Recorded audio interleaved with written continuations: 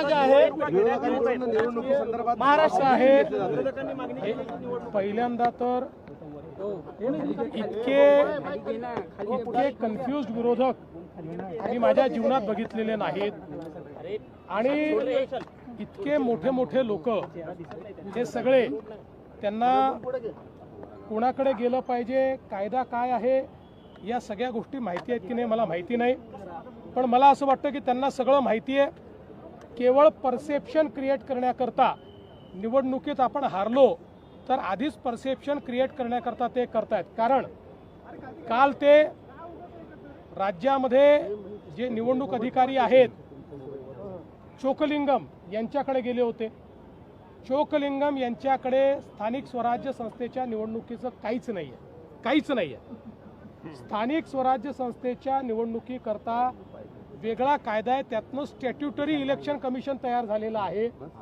ते election commission Dinesh Waghmare यांच्या नेतृत्वात आहे. त्याच्यावर पूर्णपणे सगळा कंट्रोल हा कायद्याने त्यांना देण्यात आलेला आहे, तो राज्य सरकारचा देखील नाही. आता काल हे सगळे महाभाग इकडे जाऊन भेटले. यांना भेटल्यानंतर त्यांच्या लक्षात काल आलं की आपल्याला भेटायचं होतं दिनेश वाघमारेंना. मग काल त्यांच्याशी चर्चा करून काहीतरी थातूर मातूर सांगितलं. म्हणाले हे इलेक्शन कमिशनर त्या इलेक्शन कमिशनरला बोलवणार आहेत. आता या इलेक्शन कमिशनरला त्या इलेक्शन कमिशनरला बोलवायचा अधिकार नाही, कारण हे दोघे वेगळे आहेत. ह्या दोन वेगळ्या स्टॅट्युटरी बॉडीज आहेत. स्थानिक स्वराज्य संस्थांचे इलेक्शन हे ते इलेक्शन कमिशन त्या ठिकाणी कंडक्ट करतं. आता आज त्यांना भेटल्यानंतर तिथे काय मागणी करावी हे त्यांना समजलं नाही. मुळामध्ये एक गोष्ट आपण लक्षात घ्यावी, जे काही राज्याचं इलेक्शन कमिशन आहे, स्टेट इलेक्शन कमिशन, हे पूर्ण निवडणुका कंडक्ट करतं. सगळे अधिकार त्यांना आहे.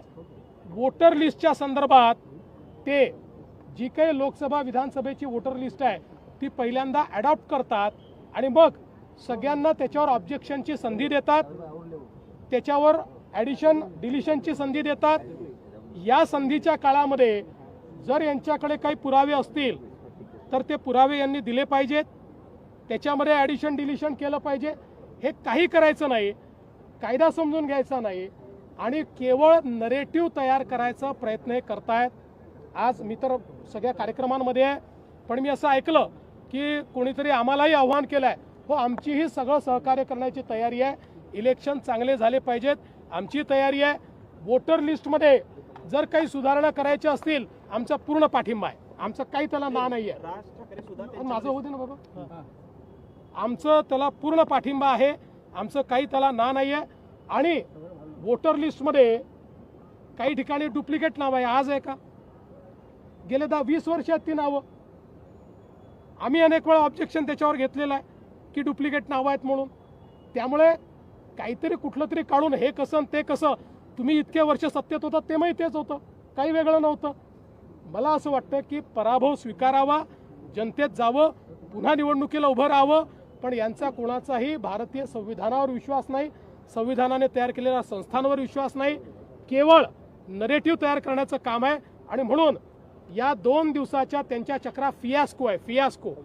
त्यांना कल्पना देखील नाही की कोणाकडे काय मागणी केली पाहिजे. मला असं वाटतं म्हणूनच यात सगळ्यात ज्यांना समजतं ते पवार साहेब आहेत. कालच पवार साहेबांच्या लक्षात आलं आणि म्हणून पवार साहेब आज त्यांच्यासोबत गेले नाहीत. कोणालाही सोबत घेऊ द्या असं आहे. 1 मिनिट लक्षात ठेवा, कोणालाही कुठे जाता येईल, कोणी कोणाचे धरले बांधले नाही आहेत. पण तुम्हाला एक सांगतो, कोणीही कोणाही सोबत गेलं तरीही महायुतीच निवडून येणार. महायुती भक्कम आहे. महाराष्ट्राची जनता महायुतीच्या पाठीशी आहे. हा आम्हालाही माहिती आहे की आम्ही निवडून आल्यानंतर पुन्हा हे आताचे फोटो दाखवून बघा आम्ही सांगितलं होतं, वोटर लिस्टमध्ये गडबडी हे करणार आहेत. रडण्याची सवय आहे, पण काही हरकत नाही.